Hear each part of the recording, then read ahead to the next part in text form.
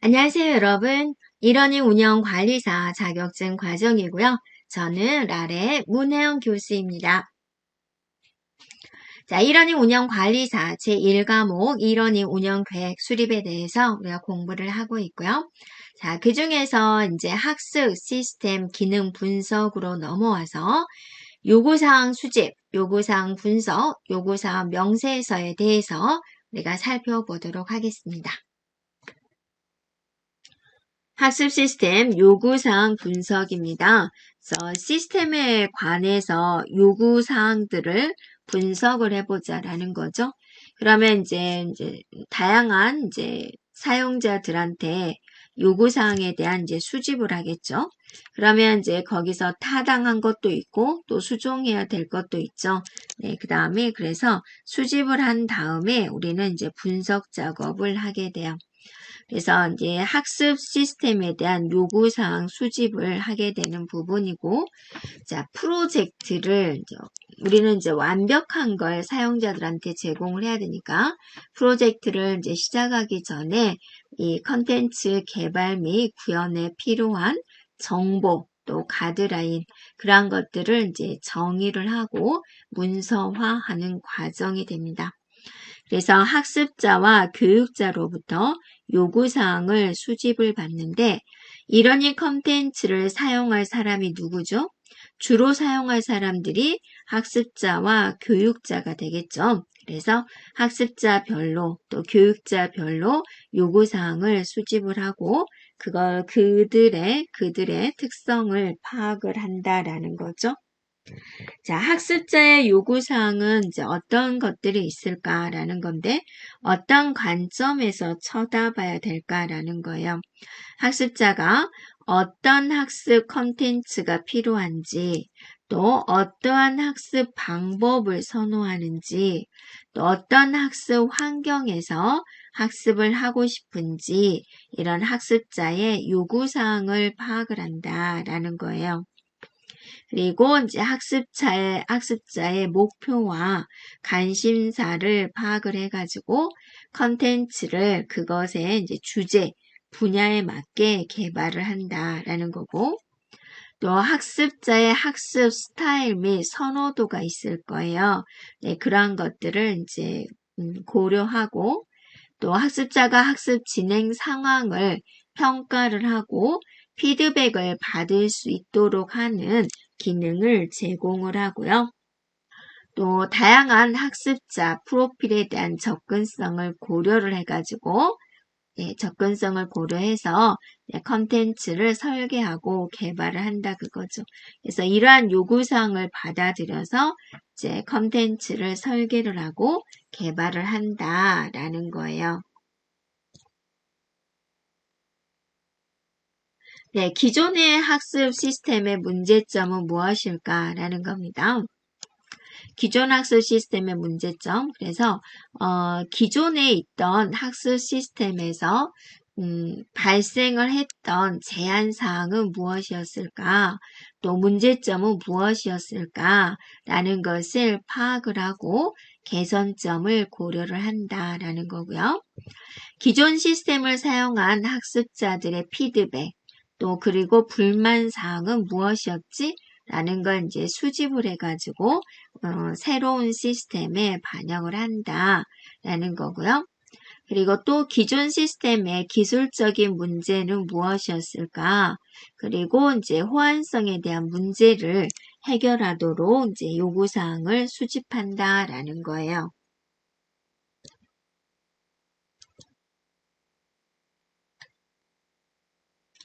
자, 교육자 측면에서 요구사항을 파악을 해보자라는 겁니다. 교육자의 입장에서. 그래서 교육자는 어떤 기능을 필요로 하는가. 학습 시스템에 있어서 어떤 기능이 꼭 있어야 된다라는 거죠. 어떠한 학습 컨텐츠를 제작하고 싶은가. 그리고 또 교육자들의 요구사항이 있겠죠. 그러한 것들을 파악을 한다라는 거예요. 그래서 교육자가 컨텐츠를 관리하고 수정할 수 있는 기능을 제공을 해요. 그래서 뭔가 조금 잘못되었을 때 바로바로 수정이 되면 좋겠죠. 교육자가 학습자의 진행 상황을 모니터링하는 그런 기능이 있었으면 좋겠다라는 거죠. 그래서 이제 또 열심히 이제 공부 안 한 학생들을 더 다독여줄 수 있는 그런 상황이 만들어졌으면 좋겠다라는 거고, 교육자가 학습자의 성과를 추적을 하고 또 학습 효과를 평가할 수 있는 도구, 네, 그리고 또 보고서, 이러한 것들이 이제, 요구된다라는 거죠. 그리고 이제 기술적인 문제에서 이제 살펴보면은 학습 컨텐츠나 기능을 구현하기 위해서 필요한 기술적인 이제 요구사항은 무엇이지라는 거예요. 자, 이러니 컨텐츠를 호스팅을 하고 지원하기 위한 플랫폼, 또 호스팅 요구사항을 이제 필요로 하고요. 또 학습자와 교육자의 데이터에 대한 보안, 개인정보 보호를 위한 요구사항이 있겠다라는 거고, 필요한 기술 스택, 시스템 통합 요구사항, 이러한 것들을 이제 확인을 한다 그거죠. 그래서 이런 요구사항을 분석을 해서 전문 기술팀에서 해결을 해야 되는 그런 부분들이 있기 때문에 이런 요구사항들을 이제 개발팀에 전달을 한다라는 거예요.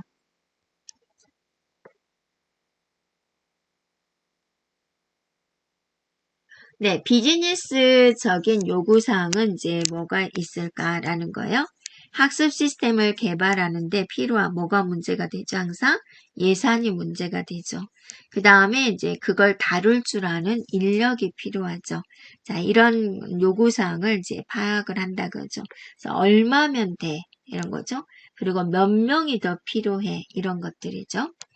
그래서 프로젝트 예산과 리소스 요구사항을 정의를 해가지고 프로젝트 관리를 지원을 하고요.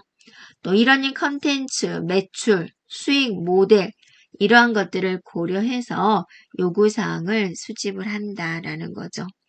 그래서 열심히 시장 조사도 하고 또 경쟁 분석을 통하는 거죠.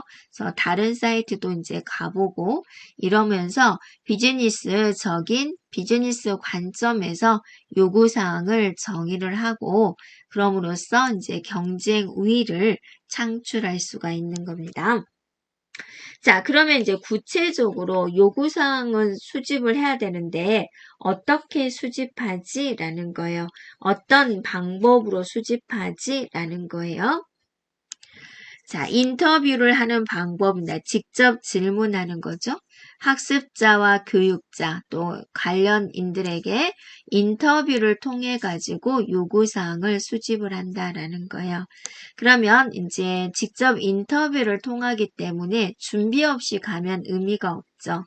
내가 무엇을 질문해야지 라고 질문 목록을 미리 준비를 해서 그 사람들과 이제 대면으로 해도 되고 또 온라인으로 해도 되고 정보를 수집하는 방법이 돼요. 그래서 질문을 잘해야 되겠죠. 그 질문에 대답을 하면서 내가 이제 원하는 데이터를 이제 수집할 수 있어야 되기 때문에 다양하게 구성을 해야 되는데 어떤 관점에서 목표, 선호도, 문제점, 기대치 이러한 것들을 이제 다룰 수 있도록 질문을 준비를 해라 라는 것이고요.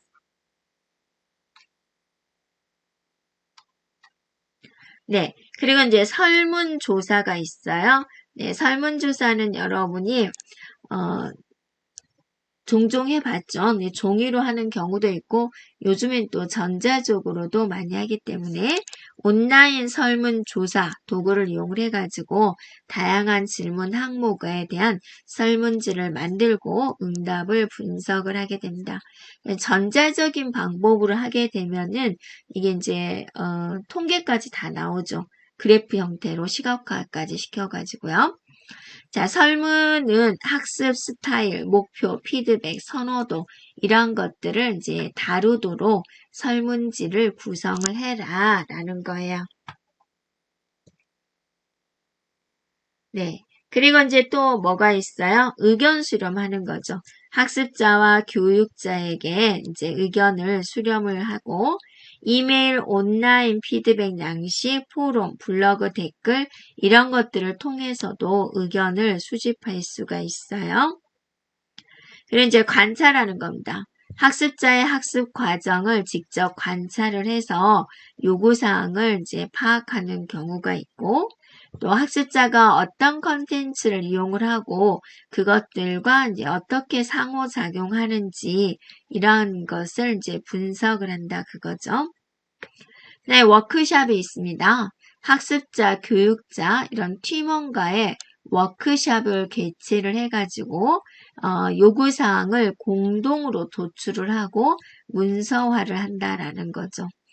자, 그래서 이제 워크숍은 굉장히 많은 사람들이 참여를 하잖아요. 그래서 다양한 참여자에 대한 의견을 통합을 하고 또 합의를 이룰 수 있는 환경을 조성할 수 있는 방법이에요.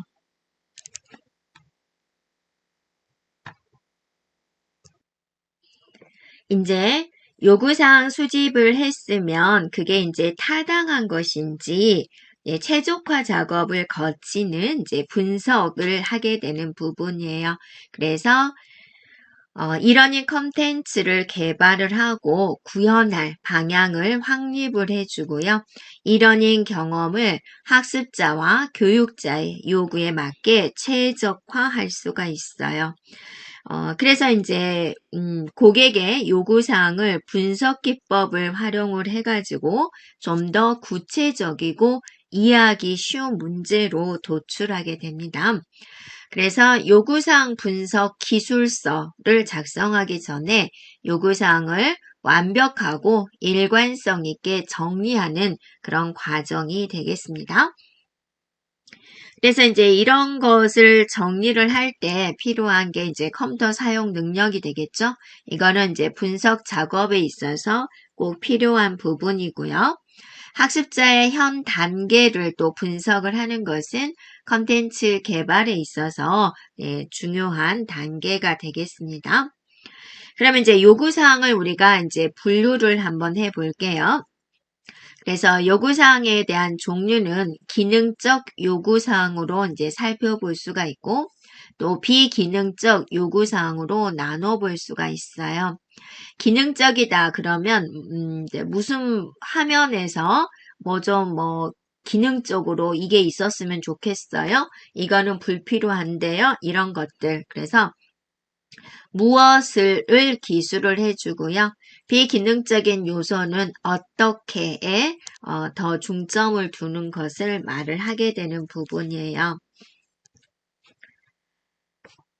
네, 그러면 우리가 이제 기능적 요구사항에 대해서 이제 먼저 살펴볼게요. 기능적 요구사항에는 이제 어떠한 것이 있을까? 기능적이다라고 하면 이제 시스템이나 소프트웨어와 관련된 것이죠. 그래서 시스템이나 소프트웨어가 수행해야 될 기능, 작업 이러한 것에 대한 요구사항이 돼요. 자, 사용자 로그인이에요. 학습자가 사용자 이름과 비밀번호를 입력을 해서 시스템에 이제 로그인할 수 있어야 되는 부분이 되죠. 그래서 어떤 데는 또 사용자 이름, 비밀번호, 핸드폰 번호를 입력하는 데도 있죠. 또 어떤 분들은 어떤 사이트는 사용자 이름과 비밀번호와 또 인증번호를 입력하는 경우가 있죠.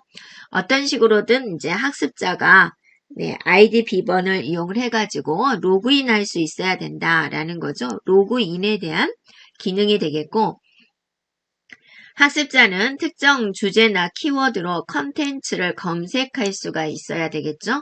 그래서 이제 목차별로 컨텐츠가 있는 경우 또 과목별로 있는 경우가 있죠. 그래서 컨텐츠 검색 기능이 있어야 된다라는 거고요. 자, 학습자는 강의 비디오를 재생하거나 오디오를 듣거나 자료를 다운로드 받을 수 있어야 된다. 그죠? 이게 재생하는 단추가 있어야 되겠고, 강의 자료 다운로드 단추가 있어야 된다라는 거고, 또 학습자의 진도를 추적을 하고 완료한 항목 및 진행 상태를 보고할 수 있어야 된다. 내 학습 진도가 몇 %지? 라는 걸 볼 수 있는 그런 화면이 있어야 된다라는 거예요. 그리고 100%가 된 경우는 이제 수료가 되는 거잖아요. 그래서 완료한 항목은 어디다 목차별로 그런 기능이 있어야 된다라는 거예요. 자, 그것에 비해서 비기능적인 요구사항은 어떠한 것이 있을까? 비기능적 요구사항은 이제 시스템에 대한 성능, 보안, 사용자 경험, 품질, 특성과 관련된 요구사항이 돼요. 그래서 이런 것들은 이제 시스템에 대한 안정성, 효율성을 보장하기 위해서 중요한 부분이에요. 응답 시간이에요. 그래서 학습자의 대기 시간을 최소화한다. 질문을 하나 올렸는데 일주일 뒤에 답변을 받는다든지 그러면 안 되겠죠? 되도록이면 24시간 이내에 답변을 해줄 수 있는 그런 상황이어야 되고 보안입니다. 학습자의 개인정보와 학습 데이터는 안전하게 보호가 되어야 되는 부분이고요. 접근성입니다. 장애인과 비장애인 모두에게 접근 가능해야 된다라는 거고 시스템은 증가하는 사용자 수나 데이터 양에 대해서 대응할 수가 있어야 된다. 수강생이 한 1000명 정도일 거다라고 생각을 해서 작업을 했는데 갑자기 인기가 있어가지고 10,000명, 20,000명이 되네요. 그럴 때 어떻게 처리할 것인지 라는 것도 생각을 해줘야 되는 부분이에요. 자, 여러분은 여기서 기능적 요구사항에 대한 종류를 기능적 요구사항과 비기능적 요구사항으로 구분을 해서 설명할 수 있어야 되겠습니다.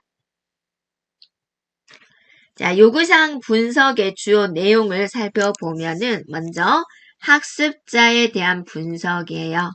그래서 이제 학습자를 어떤 그룹으로 분류를 할 것이냐, 연령별, 학력별, 경험, 관심사 이런 것들을 이제 고려해서 작성할 수가 있고요.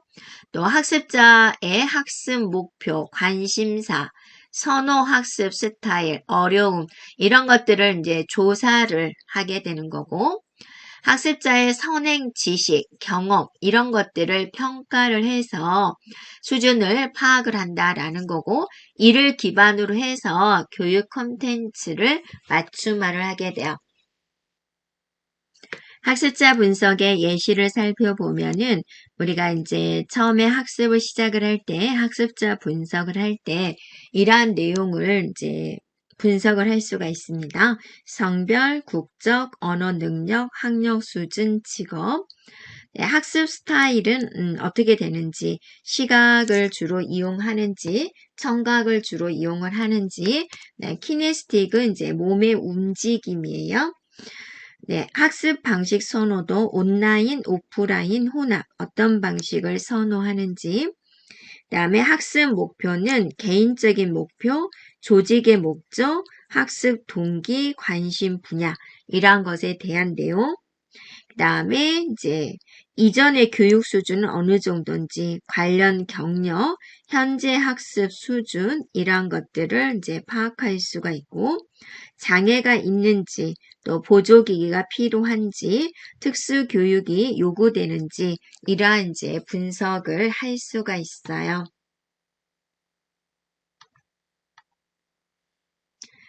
교육 과정에 대한 요구 분석이 되는데요. 교육 과정에 대해서 목표와 목표를 달성하기 위한 핵심 컨셉이 무엇인지 그다음에 교재, 강의, 퀴즈, 과제 이런 컨텐츠의 구성을 계획을 하고 각 구성 요소의 목표와 또 연계성을 분석을 하는 것이고요. 평가 방법에 대한 분석이에요. 학습자에 대한 평가, 성취도를 측정하기 위한 평가 방법을 설계하고 분석을 합니다. 이러닝 수강 경험이 많은 학생들의 의견을 수렴을 하면은 더 높은 시사점을 우리가 얻을 수가 있죠.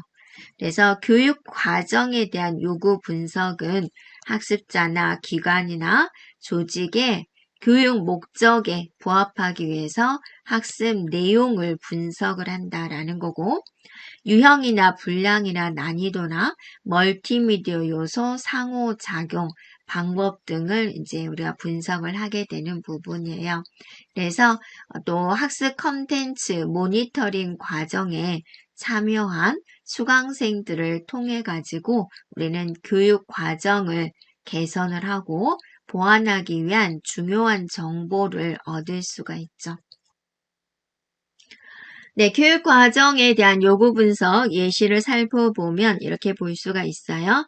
네, 조직의 관점에서 본다면 이제 교육 목표와 전략은 무엇인지, 자원에 대한 할당과 예산은 어떻게 하는지, 법적 규정 준수에 대해서 어떤 사항을 고려하고 있는지, 관리자의 관점에서는 교육과정 커리큘럼 설계는 어떻게 되는지, 학습 활동과 평가 방법은 무엇인지, 필요한 학습 환경과 기술 요구사항은 무엇인지, 교육과정 관리와 학습자 추적을 위한 자동화 도구를 어떻게 선택하고 있는지, 교육 과정의 품질 평가와 개선 프로세스는 어떻게 되는지 이렇게 살펴볼 수가 있고요.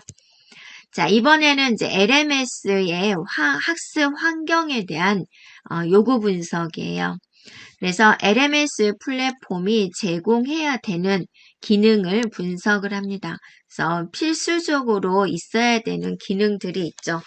학습 관리, 진도 추적, 커뮤니케이션, 보고서 생성 이러한 것들이 포함될 수가 있고, 자, 이런 기능들은 우리가 이제 앞에서 살펴보았고요. 사용자 경험에 대한 것, LMS 사용자 인터페이스, 어떻게 접근을 하는지, 접근성, 응답 시간, 또 사용자 관리 기능, 이러한 요구사항을 분석을 하고요. 학습 데이터에 대한 보안, 백업, 복구, 데이터 관리, 정책 등을 분석을 해서 데이터에 대한 무결성, 정확성이 되죠. 그 다음에 개인정보 보호 이러한 것들을 보장합니다.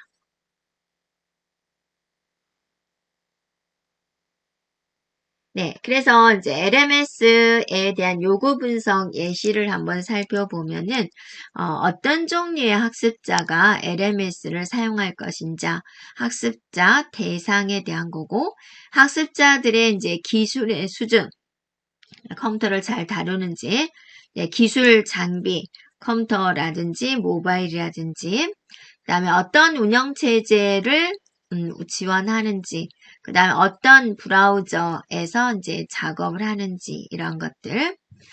자, 어떤 종류의 네트워크 환경에서 이제 LMS를 사용하는지, 인터넷의 연결 속도는 어느 정도 되는지, 사용자의 데이터에 대한 보안, 프라이버시를 어떻게 보장할 건지, 데이터의 백업과 복구 정책은 어떻게 되는지, 자, 사용자들은 이제 어떻게 인증하고 권한을 줄 것인지, 그 다음에 접근 제어를 어떻게 구현하는지, 또 이제 한국어뿐만 아니라 다른 언어도 구현을 하는지, 그 다음에 로컬라이제이션과 국제화 정책을 어떻게 구현하는지, 다문화 가정을 위해서 이런 것도 구비가 되어 있나 보는 거죠.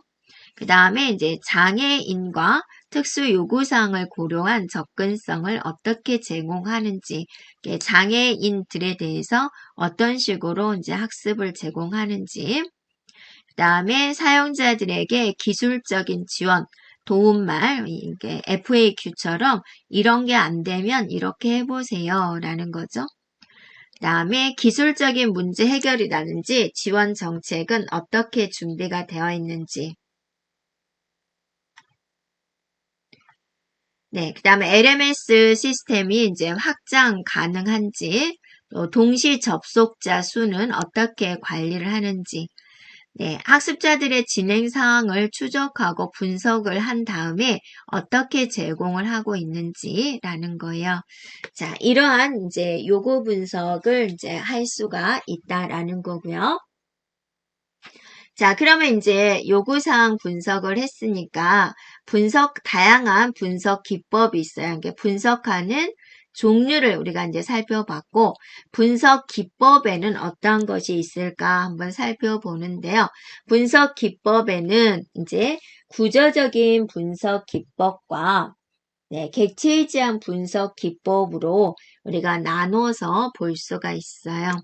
먼저 이제 구조적인 분석 기법이란 어떤 것일까라는 건데, 일단은 데이터 중심 시스템에 적합한 방식이 구조적 분석 기법이에요. 그래서 시스템을 데이터와 프로세스로 분해를 하는 거예요. 그러니까 데이터는 이제 뭐 원본이다라고 생각하면 되겠고, 프로세스는 이제 그 데이터를 이용을 해서 하는 일 쪽이라고 생각해 주면 돼요.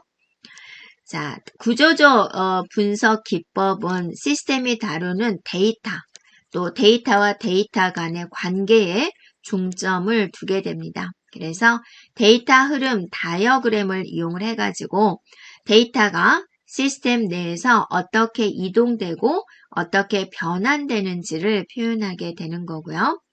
또 프로세스나 기능을 분석을 해서 요구사항을 도출을 해요. 그래서 각각의 프로세스를 이제 상세하게 정의하고 문서화하는 것이고요. 시스템을 계층적으로 구조화를 시켜가지고 시스템에 대한 복잡성을 다루게 되는 거예요. 그래서 상위 수준에서 하위 수준으로 분해해 가면서 각 수준에서 요구사항을 분석을 하게 되는 게 구조적 분석 기법의 특징이에요. 그러면 이제 여러분은 구조적 분석 기법에서 기억을 해야 되는 게 데이터, 프로세스로 구현을 하고 그 다음에 계층적으로 구조화해가지고 복잡성을 다루는 방법이다 라고 보면 되겠고요.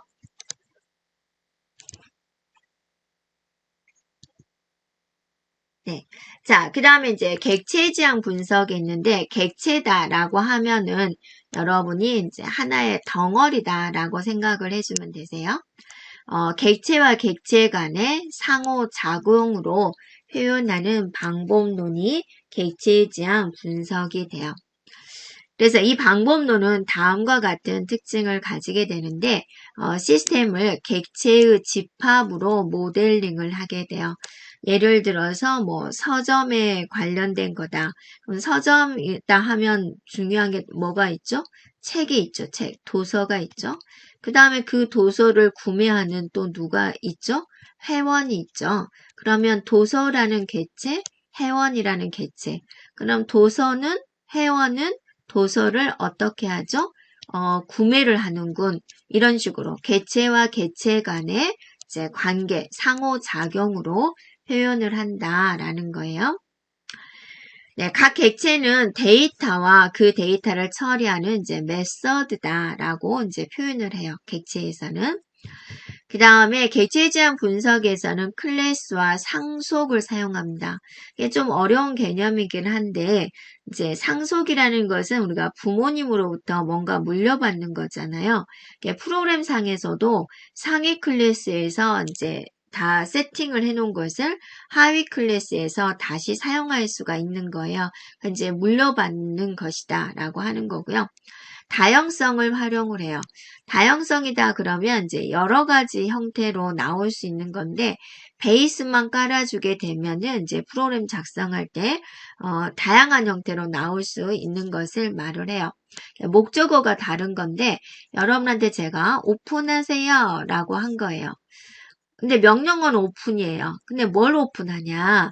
책을 오픈한다, 노트북을 오픈한다, 필통을 오픈한다, 창문을 오픈한다. 종류가 굉장히 다양하게 나올 수가 있죠.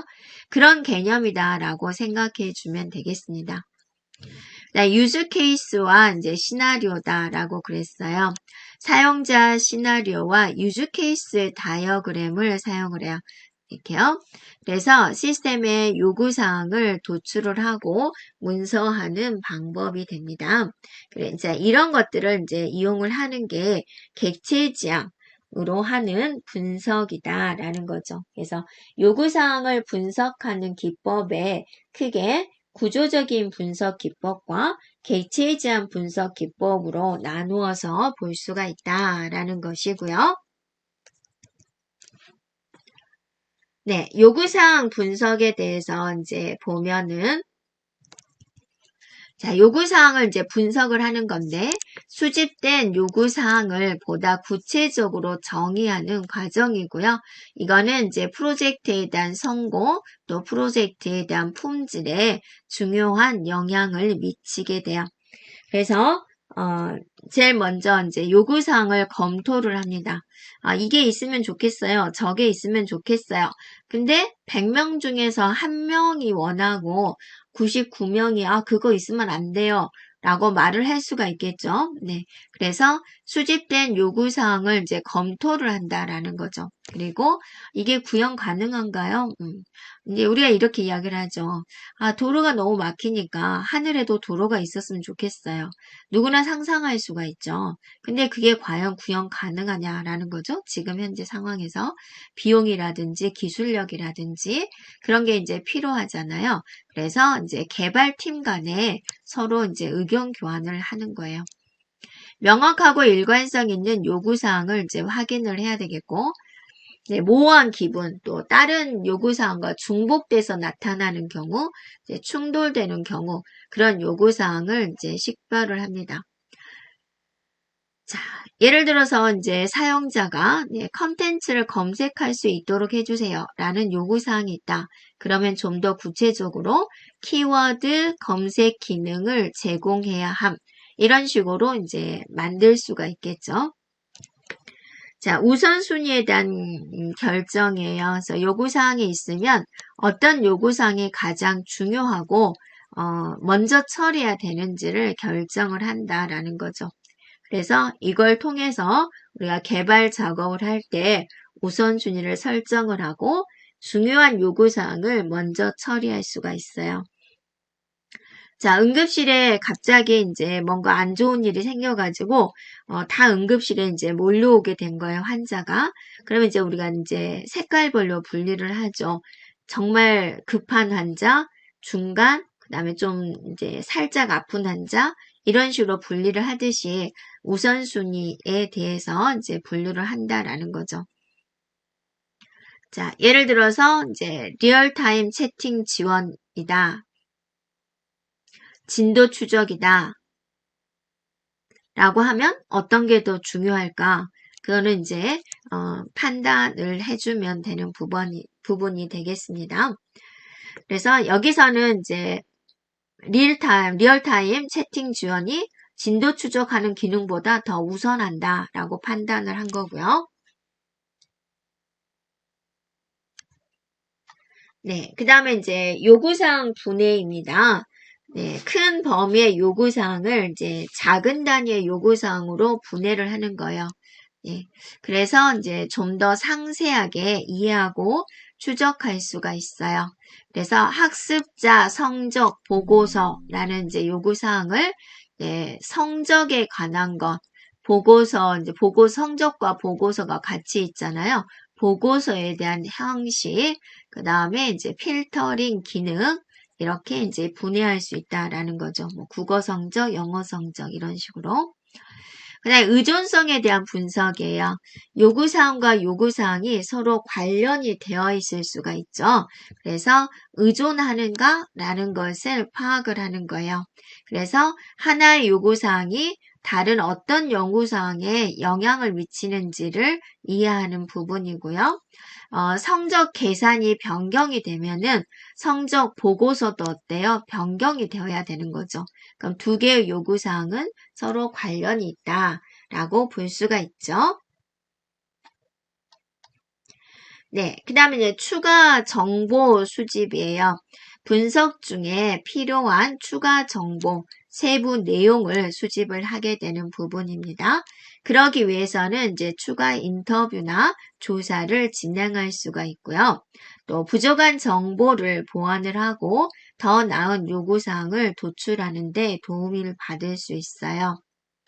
사용자 인터페이스 디자인 관련 정보, 또 보안 요구사항 이런 것들을 더 상세하게 파악할 수가 있다라는 이제 예시를 이제 우리가 한번 보여주는 거죠.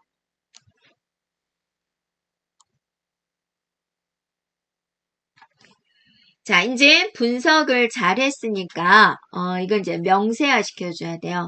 요구사항 수집을 했고, 그것에 대해서 분석을 했으니까, 자, 명세화는 이제 서류화 한다라고 생각해주면 되겠습니다. 자, 요구사항 명세서입니다. 명세서는 이제 서류화하는 부분인데요. 요구사항을 상세하게 문서화하는 거예요. 그러면 이제 이 문서는 개발팀과 이제 컨텐츠 개발이라든지 이런 팀과 또 관련자들 간의 요구사항에 대해서 공유를 하고 서로 이해를 하고 그래서 개발하고 디자인 작업하는데 기초가 되는 부분입니다. 수집된 요구사항을 기반으로 해서 소프트웨어 시스템이 수행해야 될 모든 작업, 또 시스템 구현에 적용되는 제약사항, 개발자와 사용자 간에 합의된 성능 요구사항, 이러한 것들을 이제 자세하게 기록하는 최종 문서가 됩니다. 자, 요구사항 명세서에는 그럼 어떤 내용이 들어가야 될까 한번 살펴보겠습니다. 모호한 내용은 제거하고 명확한 내용으로 만들어져야 되는데요. 자, 요구사항 명세서는 수집된 이제 요구사항을 세부적으로 분해를 하고 구성 요소를 나열을 하게 됩니다. 자, 학습자는 로그인할 수 있어야 된다. 좀 모호한 표현이에요. 정확하게 어떻게 로그인을 해야 되냐. 사용자 이름과 비밀번호로 로그인 가능. 이렇게 이제 분해해서 명세화 해야 된다라는 거고요. 우선순위 설정에요. 자, 요구사항에 대한 중요도를 나타내는 우선순위를 부여를 해줘요. 그래서 어떤 요구사항이 가장 중요하고 서둘러야 되는지를 명시를 해야 된다라는 거고요. 네, 의존성 분석입니다. 요구사항 명세서는 요구사항 간의 상호 의존성을 분석을 해요.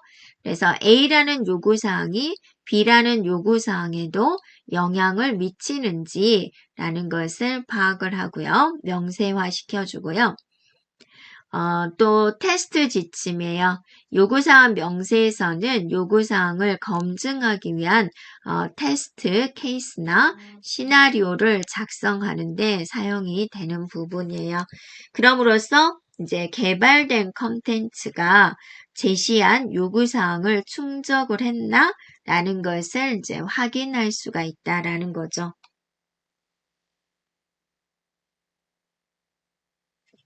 변경 관리에서는 이제 요구사항 변경을 관리를 하는 부분이에요. 그래서 이 요구사항이 이렇게 이제 변경되었다라는 것을 이제 문서화 시켜주고 승인 절차를 거치게 되고요. 네, 요구사항 명세에서는 사용자 인터페이스 디자인, 사용자들과 컨텐츠 간에 어떻게 인터페이스를 할 거냐 라는 거죠. 그걸 이제 LMS 환경에서 어떻게 지원할 거냐.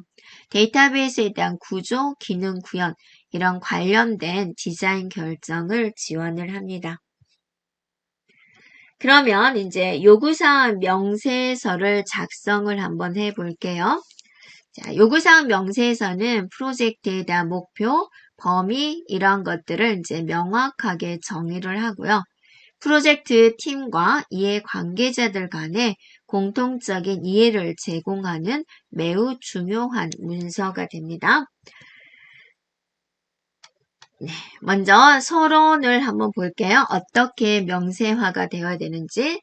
그래서 이 시스템은 학습 관리를 위한 소프트웨어로 개발됩니다. 이렇게 쓰고 학습관리 시스템의 요구사항을 정의를 하고 이해관계자와 개발팀 간의 공통 이해를 제공합니다. 버전, 얼마, 작성일, 언제 이렇게 적는다라는 거죠. 그리고 이제 대상 및 범위에서는 이 프로젝트의 목표란 무엇이다 라는 것이죠. 목표란 무엇이다. 대상은 LMS다. 그 다음에 이것과 이제 관련된 부분은 학습자, 교육자, 그 다음에 시스템 관리자에 관련된 것이다. 그리고 이제 사용되는 주요 용어와 정의를 설명합니다. 자, 지금부터 LMS는 학습관리 시스템은 LMS로 칭하겠습니다. 이런 것들을 이제 정의를 합니다. 강의란 무엇이다? 학습자란 이러이런 사람입니다. 교육자란 이런 사람을 교육자라고 명칭한다. 이렇게 용어에 대한 정의를 해주고요. 자, 요구사항에 보면은 우리가 이제 요구사항을 기능적 요구사항과 비기능적 요구사항으로 나눌 수가 있다라고 그랬죠. 그래서 기능적 요구사항, 학습자는 계정을 생성할 수 있어야 된다. 교육자는 강의를 등록하고 관리할 수 있어야 된다. 비기능적인 요구사항으로 시스템 응답 시간은 2초 이내여야 한다. 데이터에 대한 암호화가 필요하다. 네, 그리고 이제 얘가 3번이군요. 네, 사용자 스토리 또는 유즈 케이스에서는 학습자로서 로그인 후 강의 목록을 볼 수 있어야 된다. 교육자가 새로운 강의를 등록하는 과정을 설명한다. 이렇게 우리가 쓸 수가 있고요. 또 계속해서 한번 살펴볼까요? 네, LMS는 외부 인증 서비스와 연동해야 된다. 학습 데이터는 1일 백업되어야 된다. 동시 접속자 100명 이상을 지원해야 된다. 학습자의 개인정보는 안전하게 보호돼야 된다. 사용자 인터페이스는 직관적이어야 된다. 모든 사용자, 정상, 장애인 모두에게 접근성이 보장돼야 된다. 프로젝트 예산은 얼마로 제한된다. 시스템은 높은 가용성을 유지해야 된다. 오류가 나지 않고 잘 돌아가야 된다. 테스트 케이스와 시나리오는 요구사항 몇 번부터 몇 번까지를 모두 포함해야 된다. 이런 식으로 이제 우리가 명세화를 한다라는 거죠. 네, 요구사항에 대한 절차와 승인 프로세스를 설명을 해주고 참고 자료, 그다음에 이제 부록에 대한 내용을 포함할 수 있어요. 자, 이러한 명세서를 작성을 할 때 조심할 사항이 있습니다. 자, 뭘 조심을 해야 될까 한번 살펴보면은 프로젝트와 관련된 모든 이해자의 요구사항을 식별을 하고 문서화를 해야 된다라는 부분입니다. 그래서 이제 이런 모든 사람들에 대한 요구사항을 수집을 해야 된다라는 것이고요. 그 다음에 이제 목표와 범위에 명확한 정의를 해줘야지 돼요. 그래서 예를 들어서 프로젝트 목표와 범위를 정확하게 이해하고 문서화를 해야 되는 범위예요. 온라인 은행 서비스 제공이 프로젝트의 목표고 범위는 웹과 모바일 플랫폼 지원입니다. 자, 우선순위입니다. 우선순위를 긴급, 높음, 중간, 낮음 이런 식으로 우선순위를 부여를 해주고요. 그 다음에 이제 모든 중요한 기능과 성능 요구사항이 문서에 포함되어 있는지 확인합니다. 그래서 모든 필수 기능이 명세서에 포함되어 있는지 검토를 해주고요. 요구사항 각각의 고유한 식별자를 부여를 해서 변경을 추적할 수 있도록 합니다. 그래서 요구사항 123번, 이런 식으로 이제 식별자를 붙여라 라는 거죠. 네. 그러면 이제 우리가 명칭을 할 때 조금 더 편하겠죠. 네. 그 다음에 이제 다른 시스템 간의 인터페이스, 데이터 통합 요구사항도 문서화를 하는 것이고요. 네. 그 다음에 이제 성능, 보안, 사용자 경험과 같은 비기능적 요구사항도 명확히 정의를 해줍니다. 응답 시간은 2초 이내, 데이터 암호화 필요, 이런 이제 예시를 볼 수가 있고, 요구사항이 변경이 됐으면 그것은 어떤 절차를 거치는지, 그다음에 승인 프로세스를 설정을 합니다. 그래서 변경 요청서 작성 및 승인 프로세스 정의다. 이렇게 해주면 되고요. 네, 요구사항을 기반으로 해서 테스트 계획을 수립을 해야죠. 어떤 걸 이제 우리가 만들지 간에 테스트에 대한 내용은 중요한 부분이 됩니다. 그럼으로써 테스트가 잘 되면은 이제 품질 보증이 되는 거죠. 그래서 테스트 케이스 작성 및 품질 검토 활동 이렇게 기술하면 되고요. 요구사항 명세서 자체를 검증을 하고 검토를 해서 오류가 있는지 혹시 누락된 건 없는지 식별하게 됩니다. 예를 들면 요구사항 검토 회의를 통해 명세서를 검증한다. 이렇게요.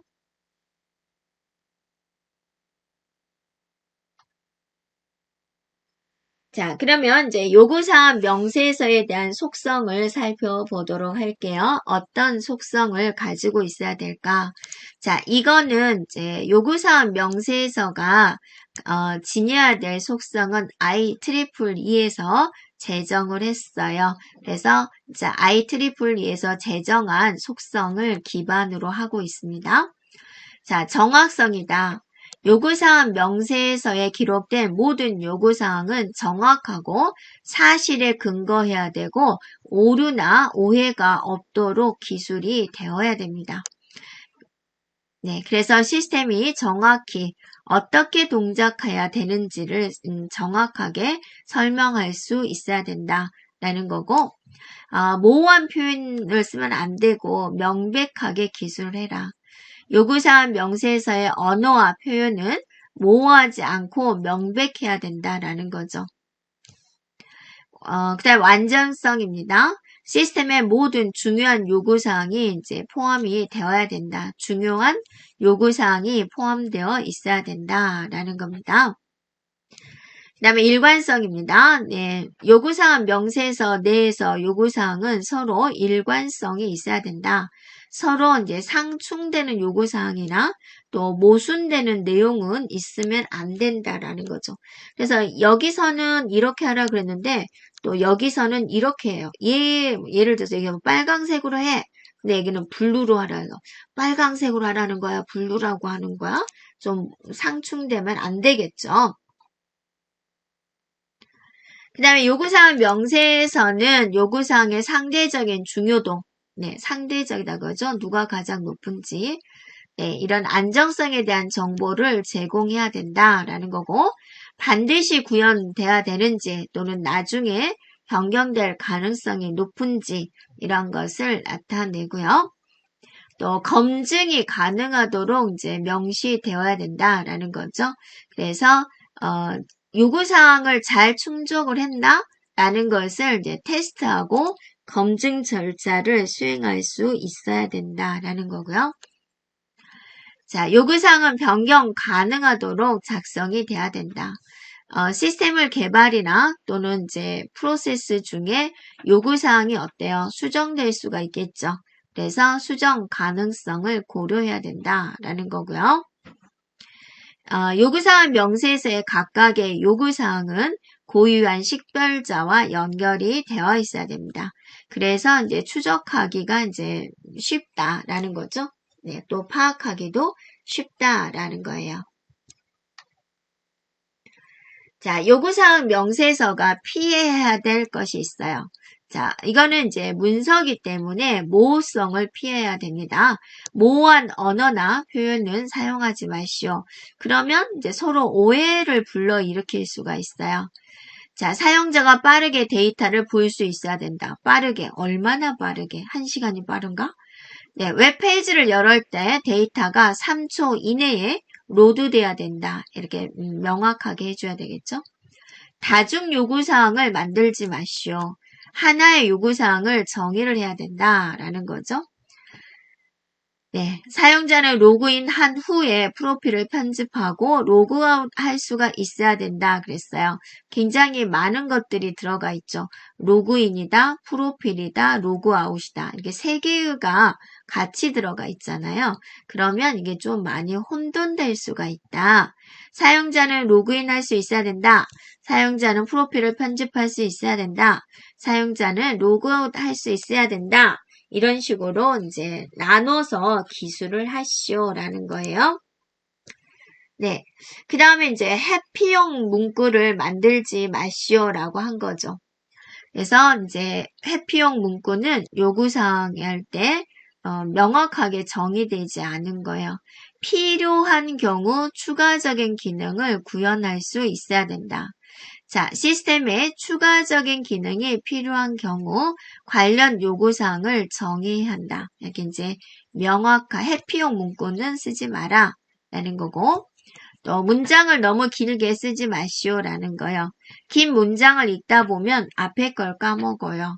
그래서 사용자가 특정 홈페이지에 접속을 해서 로그인을 한 다음에 홈 화면으로 이동을 할 때 화면이 3초 이내에 업로드 되어야 된다. 자, 이 문장을 짧게 사용자가 로그인을 한 후 홈 화면에서 3초 이내여야 된다. 이렇게 바꿔라라는 거죠. 시스템을 설계하지 마십시오 그랬어요. 명세서잖아, 명세서. 요구사항은 명세서잖아요. 시스템에 대한 설계나 구현에 관련된 내용은 포함시키지 마세요 라는 거예요. 사용자가 로그인 페이지에서 아이디와 비밀번호를 입력을 하고 서버에서 데이터를 처리한 다음에 로그인 성공 여부를 확인합니다. 서버에서 데이터를 처리한다 라는 것은 우리 일반 사용자가 알 필요가 없는 거죠. 사용자는 로그인 페이지에서 필수 정보를 입력을 한 다음에 로그인을 시도합니다. 이런 식으로 이제 표현을 하시오라는 거예요.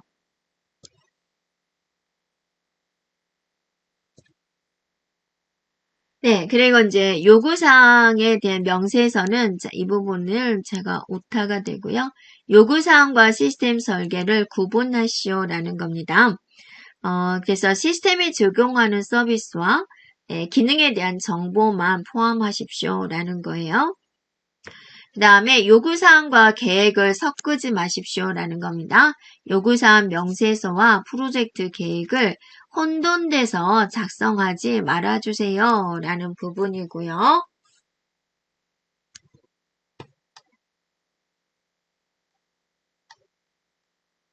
자, 그 다음에 이제 또 중요한 게 추측하는 문장을 포함하지 않도록 하십시오라는 겁니다. 그 다음에 분명하지 않은 요구사항에 이제 매달리지 마세요라는 건데요. 한번 봐볼까요? 예시를 한번 봐볼게요. 향후 사용자는 모바일 애플리케이션을 더 많이 사용할 것으로 예상되므로 앱의 성능을 최적화해야 됩니다. 라는 거예요. 이건 이제 미래의 사용자 행동에 대한 가정을 내포하고 있다라는 거죠. 그리고 이제 앱의 성능을 최적화해야 된다 그랬는데 어떤 성능인지 정확하게 명시가 되어 있지 않다라는 거예요. 그래서 앱의 성능 최적화 요구사항을 구체적으로 정의를 해야 된다. 어떤 성능 지표를 달성해야 되는지, 어떤 시나리오에서 최적화가 필요한지 정확하게 명시하십시오라는 거예요. 그 다음에 이제 이 예시를 한번 살펴보면 사용자가 웹페이지를 사용하기 쉽도록 만들어야 된다. 어떻게, 뭐가 사용하기 쉽냐, 어느 정도가 사용하기 쉽냐라는 거죠. 그래서 사용자 경험을 향상시키기 위해서 다음과 같은 이제 요구사항을 정의합니다. 사용자 경험을 향상시키기 위해서 어떤 요구사항, 이거를 이제 구체적으로 나열을 하면 되겠다라는 거죠. 네. 자, 여기까지 우리가 요구사항 분석에 대해서 살펴보았습니다.